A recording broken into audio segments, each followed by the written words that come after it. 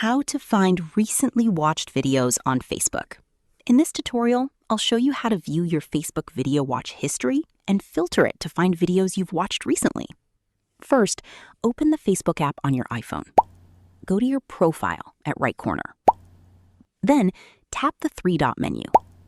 Scroll down and tap Activity Log. Next, tap Your Facebook Activity. Look for your activity related to videos. Depending on your Facebook app version, you may need to open the relevant activity section and use the filter options. I will tap on Manage Post. Tap on Filter. Then tap on Categories and select Videos You've Watched. If available, you can also select Live Videos You've Watched to view your live video history.